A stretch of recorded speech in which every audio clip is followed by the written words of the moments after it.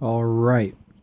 So, hey guys, me again with another real life model for you. Today is Wednesday, and I did upload the lower receiver video. Oh, that was close. I did upload the lower receiver video for this model today as well. But to be honest, that video is pretty old. I want to say that's like over a month old. So I've had this model for a pretty long time. I want to say I referenced it during like one of my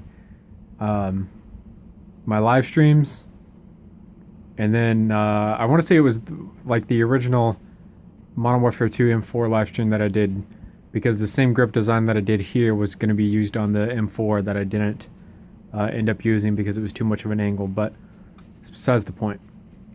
So I do have this model and it is complete, and this is one side of it, and I do want to point out that the grip is not touching. The only thing holding it up right now is the magazine itself. Gonna flip it on around here so you guys can get a view of it from this side. Sorry, that's my bad. I will come out and say that this is in fact a prototype model, so there's a hefty amount of things that are wrong with it or missing. So the two things that you might notice that are missing right after bat are the stock and then your barrel / muzzle brake. Some of the minor details that you're going to notice that are missing are the blue and black decals on the upper receiver and then on the magwell, and then both of the iron sights and the flashlight missing as well. But other than that, the model is basically complete in function. But it still is a prototype, so bear with me on that, because there are a few places here and there that I am not proud of. In particular, this grip up here I'm not really happy with. And then somewhere down here, just a little bit not happy with. But other than that, I am fairly happy with this model. So I'm going to go ahead and set you guys up on the bed with my camera mount so that I can go ahead and show you guys this model.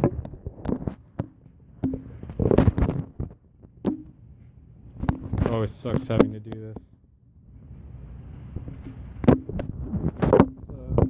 Hang around.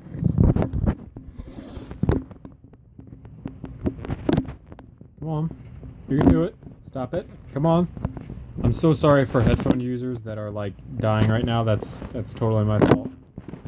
I apologize for that. There we go. Alright, we got it. As long as no one hits it, we will be fine.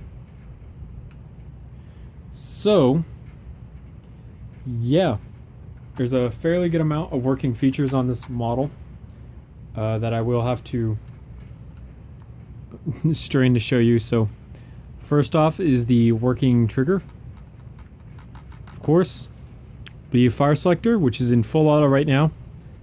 That would be your burst mode, that would be your semi-auto, and then that would technically be your safe, which makes sense because if you're shooting, the safety would be in the way of your finger. But if you are going to shoot and the safety is in the way of the finger, it's going to be uncomfortable. Whereas if you're on fire mode, safety is tucked out of the way of your trigger finger so you can shoot. So that feature does make sense. Have some ribbing down this side and over here. That's on both sides of the model.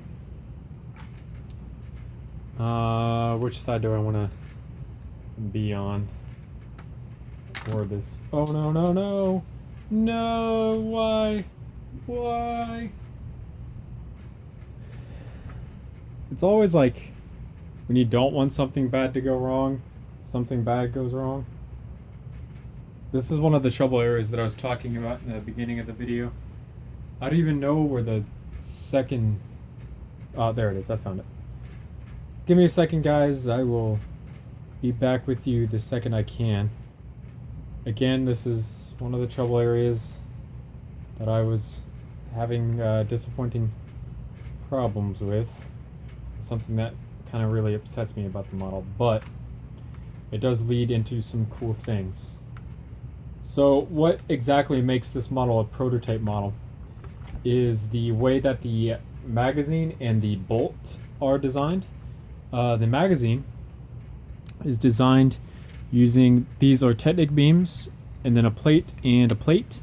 And there's a hole for the magazine release itself, which you saw is working in the little receiver video. So something that you can do because of this design is have very, very little friction between your Lego parts, to the point where, as you can see, the magazine is locked in. I'll jig it around, and I can't pull it out. I can push it up, but I can't pull it out. But when I go and I press the magazine release, hopefully this falls on the Legos or on my clothes, the magazine falls out freely. And that is because there is no friction between your magazine and your magazine well, which is a really nice thing. I'm not the first one to do this. There are some other people in the community who have done this first. Future Yeti 3, I know, uses this quite a bit in some of his models. I want to say Christopher Hopman uses it in some of his models.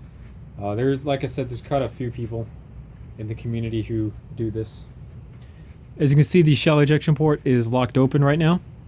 On this side is the charging handle, and on this side is our wondrous bolt catch, which is what this piece is. So the cool thing, again, using that Technic method with the plates on the side, is that there's no friction, so you can push down on this bolt release and the bolt goes forward. So that's something that's really cool. Not to mention you can charge the weapon itself. I'm gonna be super careful with this because it does have problems, and it is in fact having a problem. So there's actually 2 charging handles for this gun. This current one that I'm using is held on using a 3-long Technic beam. So it lets the bolt do what you see here, which is get at an angle. And because of that, it has problems moving back past a certain spot, and that's the 3-wide Technic beam that I'm talking about. And now the bolt's all kind of fucked up and stuff, so we aren't going to touch that. Well, I might be able to fix it. I doubt it. Main dimensions on this weapon are 4 studs around the receiver area, 6 studs at the handguard, 4 studs through the buffer tube at the widest, and then 4 studs where the grip is. 2 stud wide magazine well, but like just a little bit under a 2 stud wide magazine. Oop, the bolt catch didn't catch. Bolt catch is a super simple design. I don't know if you guys are gonna be able to see it. All it does is it sticks out from the receiver by like 1 stud worth, hooks onto the back of the bolt, and then once you push it in, the bolt's allowed to go past it. So if you do want to do like a super cool tactical reload, you can drop the magazine out of the weapon, you can put the magazine back into the weapon. I did it on backwards, of course, like so, and then push on the bolt catch, and then it goes back home and breaks, of course, because you know this is of course a prototype model. So the vents up here are angled properly, and then we have the foregrip here, which I'm unhappy with. I want to use the plate method that I usually use for Peacekeeper foregrips that I use on most of my M4 PDW models, but unfortunately I don't have enough plates, like white plates, to do that. So I could not do that. As for doing the stock and the barrel, primarily just laziness, and this just being a prototype model, I wasn't really going to mess with it. So yeah, that is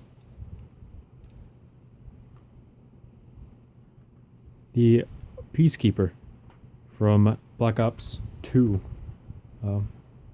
Simply just a prototype model, but nonetheless a pretty cool prototype model. Hopefully I will make this on the computer, should be able to, and I will clean it up so that it looks proper and everything. So thank you guys so much for watching. Remember, comment, rate, and subscribe for more videos similar to this one. I'll see you guys later in another YouTube video. Goodbye.